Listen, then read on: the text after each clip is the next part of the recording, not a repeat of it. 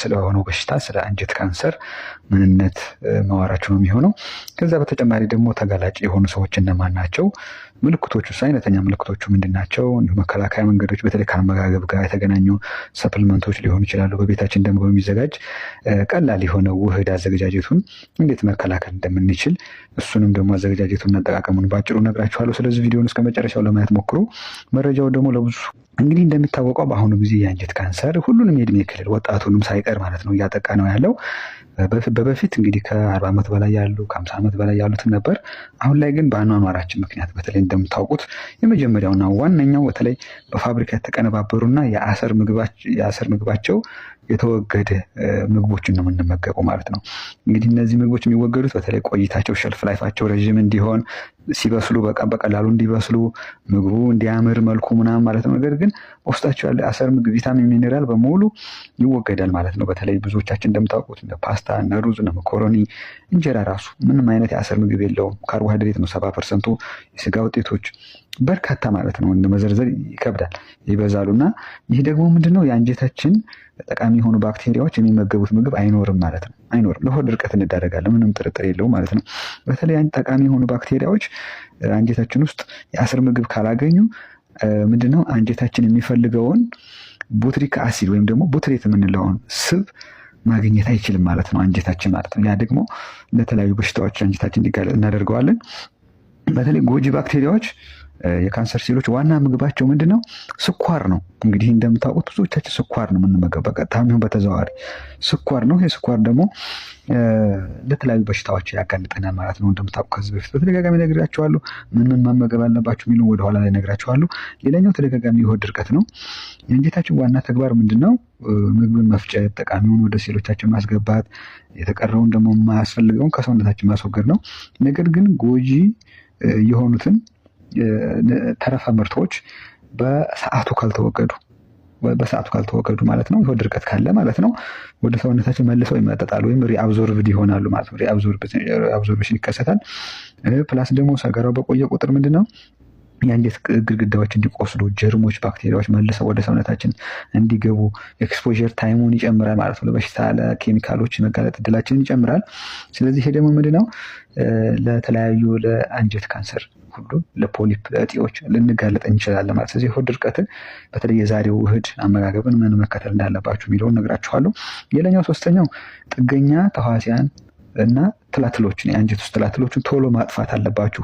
ከዚህም በፊት ነገር ቪዲዮ ሰርቻለሁ ስለ አንጀት ውስጥ ትላትሎች እንዴት መከላከል እንደምትችሉ፣ እንዴት ማስወገድ እንደምትችሉ እሱን ቪዲዮ ማየት ትችላላችሁ።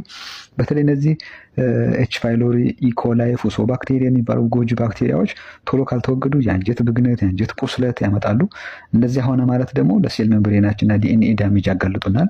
ፕላስ ጥገኛ ትላትሎች እነ ኮሶ፣ ብልሃርዚያ ሊሆን ይችላል፣ ጃርዲያ አሜባ አንጀታችን ውስጥ ብዙ ጊዜ በቆዩ ቁጥር የአንጀታችን ግድግዳ እየበሱ እያቆሰሉ እንዲቦረቦር ወይም ሊኪ ገት የምንለው ነገር እንዲከሰት ስለሚያደርጉ፣ እንዲሁም ደግሞ ጠቃሚ ባክቴሪያዎች የሚመገቡትን ምግብ ወይም ፕሪባዮቲክስ በሙሉ ይመገቡታል ማለት ነው። በሙሉ ይመገቡታል፣ ምንም የሚመገቡት ነገር አይገኝም። ስለዚህ እነዚህን በቀላሉ ማስወገድ አለባችሁ ቀድማችሁ ማለት ነው። ሌላኛው አራተኛው የአልኮል መጠጥ አብዝቶ መጠቀም ነው። የአልኮል መጠጥ እንግዲህ እንደ አልኮሉ መጠን ያው ይለያል። ኮንተንቱ እንግዲህ 3%፣ 5፣ 6፣ 7 ያለው አለ። ወንዶች ናቸው በብዛት በዚህ የሚጠቁት። አልኮል እንግዲህ በተለይ ጠቃሚ ባክቴሪያዎች እንዲጠፉ ያደርጋል ከአንጀታችን ላይ ማለት ነው። እነሱ ደግሞ እንደነገርኳችሁ በጣም ወሳኝ ናቸው ማለት ነው። የአንጀት ግድግዳ እንዲቆስልም ሊያደርግ ይችላል። በተለይ ጥሬ ስጋ ወይም ደግሞ ቁርጥ ጋር አብረው የሚወስዱ ወንዶች 40% የአንጀት ካንሰር የመጋለጥ እድላቸው እንዳለ ነው አሁን ጥናቶች የሚያሳዩት ማለት በተለይ ወንዶች ማለት ነው። በዛ ላይ የአሰር ምግብ አንመገብም፣ ላይፍ ስታይላችን እንደዛ ስለሆነ ፕላስ የጉበታችንን ስራ ያስተጓጉላል። ምክንያቱም ጉበታችን ዲቶክስ ያደርጋል። ነገር ግን አንጀታችን ንጹህ ካልሆነ ደግሞ መልሶ ሪአብዞርብ እየሆነ ለጉዳት ይዳርገና ማለት። ስለዚህ ይሄ መጠንቀቅ ያለባቸው ሌላው የሚያመጣው ጉዳይ ነው። አምስተኛው ለረጅም ጊዜ የሚወሰዱ የተለያዩ መድኃኒቶች አሉ። እንግዲህ ተገደል ሊሆን ይችላል። በተለያየ በህመም ምክንያት መድኃኒቶችን እንወስዳለን። ነገር ግን እነዚህ ጠቃሚ ባክቴሪያዎች በመድኃኒት ሊጠፉ ይችላሉ ማለት ነው። ምክንያቱም መድኃኒቶች ጠቃሚ ነው ጎጂ ባክቴሪያ ነው ብለው አይለዩም፣ ሁሉንም በአንድ ያጠፋሉ። ስለዚህ ምንድነው በተለይ ጠቃሚ ባክቴሪያዎች ካልተተኩ በቂ የሆነ ቡትሪክ አሲድ መመረት አይችልም። ለቡትሪክ አሲድ ደግሞ ለአንጀታችን ግድግዳዎች ምንድናቸው በሽታ ተከላካይ ንጥረ ነገር ምግብ ይሆናሉ ማለት ነው። ስለዚህ የዛሬውን ውህድ በተለይ እና ሰፕሊመንቶች ምን መውሰድ አለባቸው የሚለው ወደኋላ ላይ እነግራችኋለሁ። መድኃኒት የምትወስዱ ሰዎች መጠንቀቅ አለባችሁ ማለት ነው። ሌላኛው የሐሞት ጠጠር ያለባቸው ሰዎች ወይም ደግሞ የሐሞት ከረጢት የሌላቸው በኦፕራሲዮን ምክንያት የተወገደ ማለት ነው። እነዚህ ሰዎች ለምንድን ነው የሐሞት ጠጠር በተለይ ያለባቸው ሰዎች ወይም ግድግዳ ላይ የተወገደ ከሆነ የሐሞት ከረጢቱ ማለት ነው ዋናው የሐሞት ተግባር ወይም ደግሞ የሐሞት ፈሳሽ ዋና ተግባር ምንድን ነው? በተለይ በስብ የበለጸጉ የስብ ምግቦችን መፍጨት ነው። ለአንጀታችን ግድግዳ ለስላሴ በመስጠት በቀላሉ ሰገራ እንዲወገድ ማድረግ፣ በሽታ መከላከል ሊሆን ይችላል። ነገር ግን የሐሞት ጠጠር ካለ ወይም የሐሞት ግድግዳው ወይም ደግሞ ወሉ ከተወገደ በኦፕራሲዮን ምንድነው ቀጭን የሆነ በደካማ የሆነ ቀጭን ኮንሰንትሬትድ ያልሆነ የሐሞት ፈሳሽ ነው ወደ አንጀታችን የሚሄደው ማለት ነው። ያ ደግሞ ለአንጀት ቁስለት በተለይ ቀጭኑ አንጀት ቁስለት፣ ለሆድ ድርቀት ወይም በተለይ የስብ ምግቦችን በቀላሉ መፈጨት አይችልም ማለት ነው። ስለዚህ የዚህ አይነት ችግር ያለባቸው ተጋላጭ ስለሆናችሁ ጥንቃቄ ማድረግ በተለይ የዛሬውን ውህድ መውሰድ ምን አይነት ሰፕሊመንት መውሰድ አለባችሁ እነሱንም ወደኋላ ላይ እነግራችኋለሁ። ስለዚህ አንዱ መንስኤ ነው። ሌላኛው የእንቅርት ሆርሞን እጥረት ነው። በተለይ ሴቶች ላይ ነው። ይሄ የእንቅርት ሆርሞን በተለይ ሴቶች ላይ ለምንድን ነው የሚከሰተው? በእርግዝና ጊዜ ሊሆን ይችላል። የእርግዝና መከላከያ ስትጠቀሙ በርጣት ጊዜ ማለት ነው ከ35 ዓመት በኋላ በስትረስ ምክንያት የእርግዝና መከላከያ መድኃኒቶች እነዚህ የእንቅርት ሆርሞን እጥረት ሊያመጡባችሁ ይችላሉ። በተለይ ዘገምተኛ ምግብ እንሽርሽሪት ይኖራችኋል። የሆድ ድርቀት ይኖራል። ያ ደግሞ ሆድ ድርቀት ካለ ለአንጀታችሁ ምን ያህል ጉዳት እንደሚያመጣ ቀደም ብዬ ነግሬያችኋለሁ። ስለዚህ እነዚህ ዋና ዋናዎቹ ናቸው ማለት ነው። ምልክቶቹን በተመለከተ እንግዲህ አንድ ሰው እነዚህ ምልክቶች ካሉበት በተለይ የሆድ ቁርጠትና ህመም የጨጓራ በሽታ ነው ወይም ደግሞ የሆነ ነገር ቀለል አድርጋችሁ አለማየት በተለይ ተደጋጋሚ ከሆነ ክብደታችሁ ደግሞ በአጭር ጊዜ ውስጥ ባልታሰበ ሁኔታ የሚቀንስባችሁ ከሆነ የደም ማነስ ከበዛ በተደጋጋሚ ማለት ነው። የደም ማነስ ካለ ሰገራችሁ ላይ ደግሞ ልክ እንደ ቡና አይነት ደማቅ የሆነ ዳርክ የሆነ ሬድ የሆነ ከለር የሆነ ደም የቀላቀለ ነገር አልፎ አልፎ የሚመጣ ከሆነ ሰገራ ላይ እንዲሁም ደግሞ ሆዳችሁ አንዴ ድርቀት አንዴ ተቅማጥ የሚያጠቃችሁ ከሆነ ሆድ መንፋት ጋዝ መብዛት ነገር ካለባችሁ ከተደጋገመ ነው። ይሄ ነገር ከተደጋገመ ችግር አለ ማለት ነው። በተለይ ሰገራ ላይ ነፍጥ ወይም ሚኮስ ነገር ካለ ወይም ደግሞ ስብ ነገር ካለው ስብ ነገሮችም ካሉ ሰገራ ላይ ችግር አለ ማለት ነው። ቶሎ ምርመራ ቼክ ማድረግ ያስፈልጋል ማለት ነው። እንግዲህ አሁን ቀጥታ ወደ ውህዱ ነው የምንገባው። ውህዱ በተለይ ግብአቶቹ የምነግራችሁ ግብአቶች ሰገራችን ለስላሳ እንዲሆን የሚያደርጉ በተለይ ሶሉብል ፋይበር ያላቸው ከመጠን ያለፈ የሐሞት ፈሳሽም ካለ እሱን ለመቀነስ ይረዳሉ። ጀርሞችንም ይገድላሉ። ጠቃሚ የሆነው ቅድም የነገርኳቸው ቡትሪክ አሲድ የምንለው ለአንጀታችን ሴሎች ወይም ኮሎኖሳይትስ ምግብ የሚሆነው እንዲመረት ያደርጋሉ። ፕሪባዮቲክስ ፕሮባዮቲክሶችንም ሁለቱንም የያዙ ናቸው። አንጀታችንን ይጠግናሉ። ቪታሚንና ሚኒራል አላቸው። ስለዚህ ውህዶቹ በጣም ወሳኝ ናቸው። የመጀመሪያው ውህድ ምንድነው? ያልበሰለ ሙዝ ወይም ደግሞ ጥሬ ሙዝ ነው።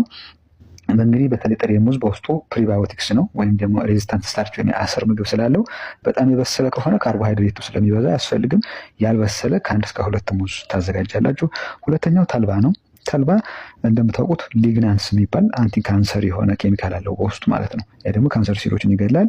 ቪታሚንና ሚነራሎች፣ ኦሜጋ 3 ሶሉብል ፋይበርም አለው። በተለይ ኤክሰስ የሆነ የሐሞት ፈሳሽ ካለ ጀርሞችን ኬሚካሎችንም በማስወገድ ሰገራ ጋር ያስወግዳል ማለት ነው። 2 ሾርባ ማንኪያ ተልባ ያስፈልጋችኋል። የተፈጨ ሌላው የተነጠረ ቅቤ። የተነጠረ ቅቤ ዳይሬክት ቡትሬት ፕሮዳክሽን ነው የሚጨምረው ማለት ነው። በተለይ የተነጠረ ቅቤ እንደ ሌሎቹ ፕሮባዮቲክስ ፕሪባዮቲክስም አይደለም፣ ቀጥታ ለአንጀታችን ሴሎች ምግብ ይሆናል ማለት ነው። የተነጠረ ቅቤ 1 ሾርባ ማንኪያ ታዘጋጃላችሁ ማለት ነው። ሌላኛው እርጎ ነው። እርጎ ፕሮባዮቲክስ ነው ማለት አንጀታችን ላይ እንደ ቢፊዶባክቴሪየም፣ ላክቶባሲለስ የሚባሉ ጠቃሚ ባክቴሪያዎች እንዲበዙ ያደርጋል። ባክቴሪያዎቹ በዙ ማለት በቂ የሆነ ቡትሪክ አሲድ ይመረታል። አንጀታችን ግድግዳ በስነስርዓት ትሪት ይደረጋል ማለት ነው። ስለዚህ እርጎ 1 ኩባያ የሚሆን ወይም 1 ብርጭቆ ታዘጋጃላችሁ። ሌላኛው መጨረሻው ተምር ነው። ተምር እንደማጣፈጫም ሆኖ ማገልገል ይችላል። ፕላስ ሶሉብል ፋይበርም አለው፣ ሚኔራሎችም አሉት።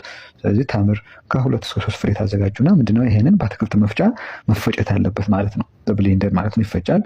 ይህን ታዘጋጃላችሁ። ይሄን እንግዲህ በሳምንት 2-3 ጊዜ በተለይ ችግሩ ተጋላጭ ከሆናችሁ እነዚህ ምልክቶች ቅድም የጠቀስኳችሁ ካለባችሁ በየጊዜው መወሰድ አለበት ማለት ነው።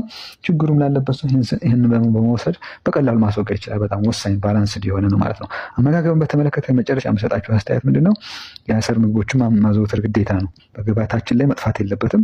የጥራጥሬ ዘሮች በተለይ ባቄላ፣ የአተር፣ የምስር፣ የሽምብራ ዘሮች መጥፋት የለባቸውም። ፕሮሰስድ የሆነ ሳይሆን ተፈጥሯዊ ይዘትነቱን የያዘውን መጠቀም አለባቸው። በተለይ የአጃ፣ የስንዴ፣ የገብስ ዘሮች ደግሞ ቀጥታ ቤታችን አዘጋጅተን መጠቀም ያለብን። ከፋብሪካ በተለይ ይሄ ፍርኖ ዱቄት ወይም ነጩ ዱቄት የምንለውን ነገር ባንጠቀም ይመከራል። እሱ ምንም ፋይዳም የለው ማለት ነው ለሰውነታችን ማለት ነው።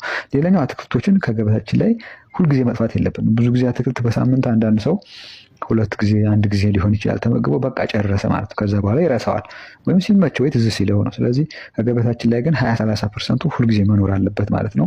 ሌላኛው ከዚህም በፊት ነግራቸዋል፣ የአጥንት መረቅ ወሳኝ ነው፣ ለአንጀታችን ጥገና ወሳኝ ነው። ፕላስ በውስጡ ጀላቲን ስላለው እንደ ፕሪባዮቲክስ ሆኖ ለአንጀታችን ላሉ ጠቃሚ ባክቴሪያዎች ምግብ መሆን ይችላል፣ መጠገን ይችላል።